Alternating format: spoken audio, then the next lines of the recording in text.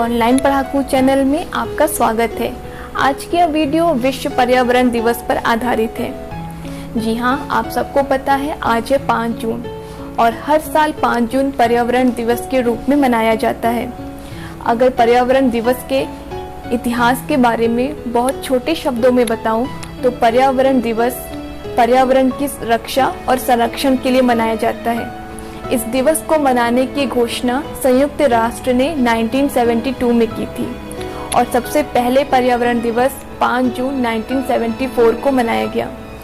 इस पर्यावरण दिवस को मनाने के लिए 143 देशों से अधिक देश हिस्सा लेते हैं। हर साल पर्यावरण दिवस की थीम रखी जाती है। इस साल पर्यावरण दिवस की थीम है इकोसिस्टम रिस्टोरेशन। अभी हमने विश्व पर्यावरण दिवस के इतिहास के बारे में जाना। अब बात करते हैं प्रकृति बचाओ के बारे में। प्रकृति, जी हाँ, वह प्रकृति जो हमें बहुत कुछ देती आ रही है और दे भी रही है। बात तो यह उठती है कि हमने प्रकृति को क्या दिया है और क्या दे रहे हैं। प्रकृति या पर्यावरण सिर्फ पेड़ पौधों से ही रिलेटेड नहीं है, या जल, मिट्टी, पास पड़ोस, गली मोहल्ला और जीव जंतुओं से भी संबंधित है। जीव जंतु पर्यावरण को सुरक्षित बनाए रखने में महत्वपूर्ण योगदान देते हैं, पर कुछ मनुष्यों ने उन जीव जंतुओं से भी जीने का अधिकार छीन लिया है। पिछले साल एक ऐसी ही घटना घटी जिसने पूरे देश को दहला दिया। शायद आप इस घटना को समझ भी रहे होंगे। जी हाँ, मैं बात कर रही हूँ केरल घटना की, जहाँ पर कुछ शरारती तत्वों ने पटाखे से भरा अनानास एक गर्भवती हथनी को खिला दिया।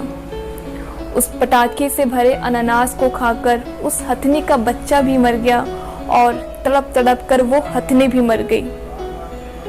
यह किस्सा केवल केरल का नहीं है, यह किस्सा हर उस राज्य का है जहाँ पर ऐसी घटनाएं होती आ रही हैं और हो भी रही हैं। फिर वह चाहे होली में पशुओं पर रंग डालना हो या दिवाली में पशुओं के ऊपर या उनकी पूंछ से बांधकर पटाखे फोड़ना। यह काम आपको कहाँ तक उचित लगता है? सोचिएगा जरूर। बेजुबान जानवरों के प्रति ऐसा व्यवहार करना क्या सही है? और ऐसा ही व्यवहार मनुष्य पेड़ पौधों के साथ भी कर रहा है, जिसका परिणाम निकल कर हम सभी के सामने है। जी हाँ, आज पूरा देश, पूरी दुनिया कोरोना वायरस के कहर से जूझ रही है। दिन पर दिन इतने ज़्यादा मरीजों की मौत हो रही है जिसको गिन पाना भी शायद मुश्किल हो रहा है। भारत में कोरोना की जंग से हारने वाला हर वह मरीज कहीं ना कहीं ऑक्सीजन की कमी से मर रहा है। हॉस्पिटल्स में ऑक्सीजन सिलेंडर्स के लिए मारामारी हो रही है।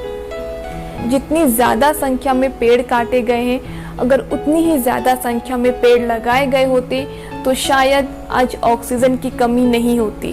पर्यावरण की बात हो रही हो और अगर उनके बारे में बात नहीं करूँगी तो मेरी आज की यह वीडियो बहुत ही अधूरी लगेगी।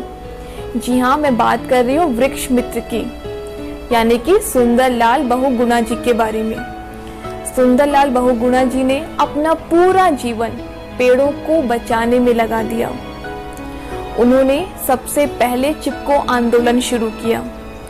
यह आंदोलन उत्तराखंड, जो कि पहले उत्तर प्रदेश का ही भाग था, वहां पर उन्होंने किसानों के साथ मिलकर पेड़ों को बचाने का आंदोलन चलाया। चिपको आंदोलन में हुआ यह था कि सारे लोग, यानी जो किसान पुरुष थे, वह पेड़ों से चिपक कर खड़े हो गए थे ताकि उनको काटा ना जा सके। इस आंदोलन में जितना योगदान पुरुष किसानों ने दिया, उतना ही योगदान महिलाओं ने भी दिया। चिपको आंदोलन के प्रणेता सुंदरलाल बहुगुणा जी कुछ समय पहले ही, यानी कि 21 मई 2021 को इस संसार से विदा हो गए। हमें उनके जीवन से यह सीख लेनी चाहिए कि हमें अपने पर्यावरण को बचाए रखना है। आज हम सभी को जागने की ज़रूरत है ताकि हम अपनी धरती को बचा सकें। यदि अभी भी हम नहीं जागे और पर्यावरण के प्रति लापरवाही का व्यवहार रखेंगे तो हमारी आगे आने वाली पीढ़ी का जीवन बहुत ही संकट भरा हो जाएगा। आज के दिन यह वादा लीजिए कि आप भी पेड़ लगाएंगे और दूसरों को भी पेड़ लगाने की और पर्यावरण को बचाने की सलाह देंगे। हमें अगर अपने पर्यावरण को बचाना है तो हमें ज़्यादा से ज़्यादा मात्रा में पेड़ों की संख्या बढ़ानी होगी। आज की वीडियो को कुछ पंक्तियों के साथ समाप्त करना चाहूँगी। यह पंक्ति एक दुखी पेड़ की व्यथा है। अगर इस पंक्ति के माध्यम से आप कुछ समझ सकें तो मेरी यह कोशिश बिल्कुल सार्थक हो जाएगी। बिलख बिलख कर रो रहा है, दास्तां अपनी सुना रहा है। मत उखाड़ो हमें ज़मीं से, ज़मीं ही हमारा आसरा है। कुल्हाड़ी जब मुझ पे चलाते हो, रक्त रंजित हो जाता हूँ। हर दर्द सह कर तुम्हें सब कुछ दे जाता हूँ। धन्यवाद।